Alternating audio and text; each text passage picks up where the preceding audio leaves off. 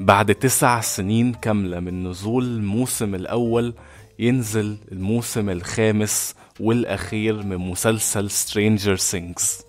مسلسل ليه مكانة خاصة عندي وعند ناس كتير قوي. شفنا شخصياته بتكبر واحنا كبرنا معاهم، شفنا المسلسل نفسه بيكبر، وبنشوف ان الموسم الاول اتعمل ببادجت 46 مليون والموسم الخامس والاخير بيتعمل ببادجت 480 مليون، وده ان دل على شيء يدل على النجاح والشعبية اللي اكتسبها Stranger Things على مدار اخر 10 سنين. وبعد طول انتظار موسم الخامس والأخير من المسلسل وآخر مرة هنشوف فيهم الشخصيات دي وصل. ولكن السؤال المهم هنا والتحدي الكبير، هل المسلسل ده يقدر ينهي بداية أسطورية وأيقونية زي ما بدأها؟ لأن الناس دايما عندها تخوف من نهايات المسلسلات الكبيرة، وشوفنا مسلسلات كتير كانت بتبدأ بدايات رائعة لكن مع الوقت بتفقد الجودة واحدة واحدة. وأنا هنا عشان أجاوبك على السؤال ده، هل فعلا النهاية حلوة؟ هل فعلا بعد طول الانتظار ده، بعد انتظار 3 سنين من عرض آخر موسم اللي هو الموسم الرابع، هل كان الانتظار ده كله في محله؟ وعشان أجاوبك على السؤال ده ما تنساش تعمل لايك وسبسكرايب عشان الفيديو يوصل لأكبر عدد ممكن. ويلا بينا نبدأ. اكبر تخوف عندي بصراحة كانت مدة الحلقات. يعني انا السيزون اللي فات كانت مشكلتي معاه ان كان في حلقات كتير، او خلينا نقول معظم الحلقات كنت بحسها طويلة زيادة عن اللزوم. يعني كانت اقل حلقة ساعة، وفي حلقات بتوصل للساعة ونص، والسيزون اللي فات اخر حلقة كانت تقريبا 2.5 ساعة. فدي حاجة كانت مسببة مشكلة معايا بصراحة، كانت مسببة معايا مشكلة في الإيقاع. إن أنا بالنسبة لي كان في لحظات في الحلقات بتبقى مشوقة جدا ولحظات تانية بتبقى مملة جدا. ومن وجهة نظري على جواب سؤال هل الحلقات كانت طويلة باللازم، أقدر أقول لك وفي نفس الوقت لأ.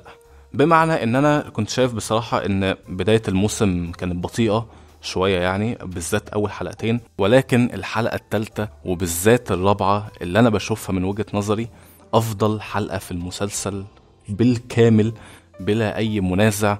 حصل فيها حدث معين كده، واللي شاف الحلقة هيفهمني. تم بناء ليه تقريبا من أول حلقة في الموسم لحد دلوقتي، وتم تنفيذه بأفضل شكل ممكن.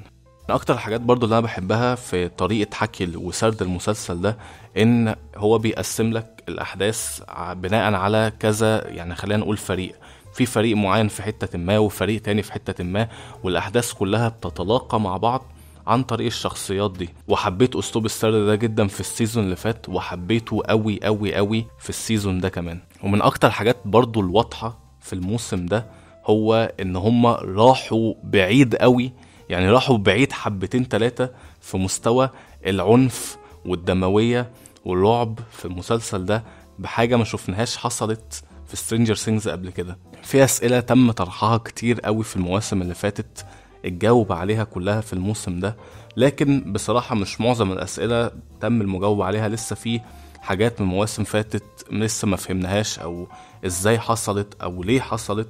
فده معناه ان اخر 4 حلقات دول هيتم المجاوبة على كل الاسئلة اللي في دماغ الناس اللي ما تمش المجاوبة عليها من اول الموسم ولحد دلوقتي. ومن اكتر الحاجات المميزة بالنسبة لي في السيزون ده، ومن اكتر الحاجات اللي حبيتها، ان هم ادوا شخصيات مهمشة في المواسم اللي فاتت، شخصيات جانبية جدا كنا فاكرين هم ملهمش اي لازمة في القصة، هم موجودين بس عشان يكملوا الحبكة وخلاص. ادوا لكل واحد فيهم حقهم وبالزيادة في مشاهد أسطورية وأيقونية وغير متوقعة بالمرة.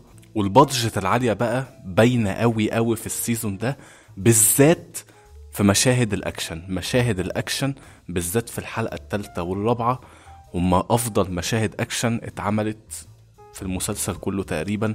عنصر الرعب فيها، عنصر الصدمة فيها كان عالي قوي.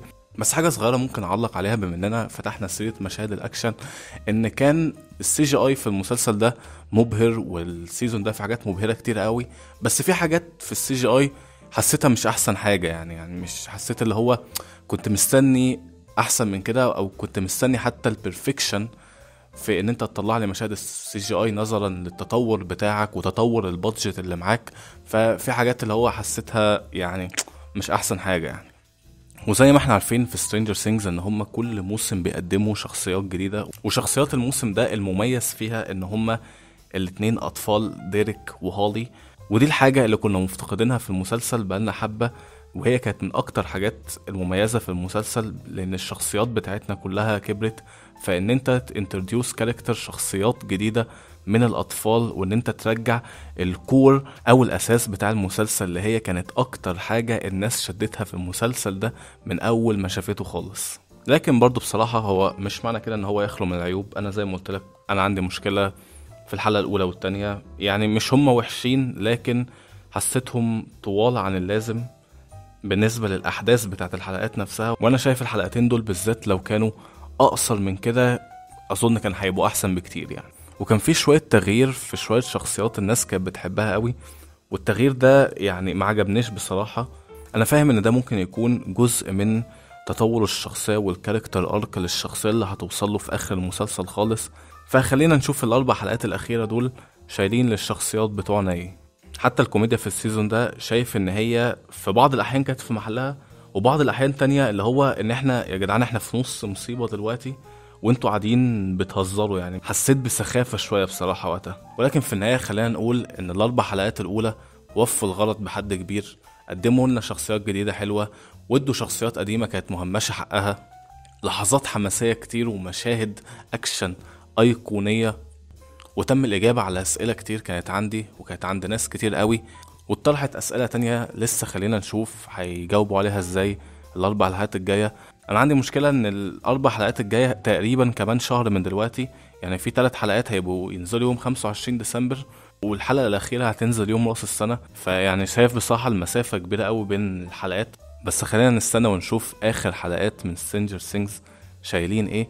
وحاجة صغيرة كنت عايز اقولها خدت بالي منها، ان الحلقة الثالثة والخامسة من اخراج مخرج اسمه فرانك دارابونت.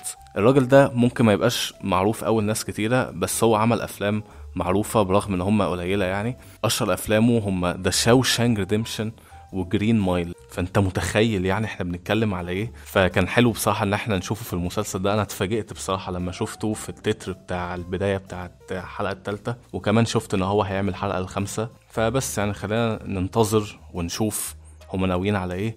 لو حد تقييم للنص الاول من السيزون الاخير من سترينجر سينجز قول مثلا هديه يعني 9/10، واتمنى النص التاني تقييمهم يبقى اعلى من كده كمان. شكرا جدا على المشاهدة. ما تنساش تعمل لايك وسبسكرايب عشان تستنى مراجعة النص التاني ان شاء الله كمان شهر من دلوقتي. وناقشنا تحت في التعليقات يعني ايه رأيك في النص الاولاني من سترينجر سينجز، هل كان قد التوقعات ولا هل كان مخيب الامال بالنسبة لك. شكرا جدا على المشاهدة، واشوفكم في الفيديوهات الجاية. السلام.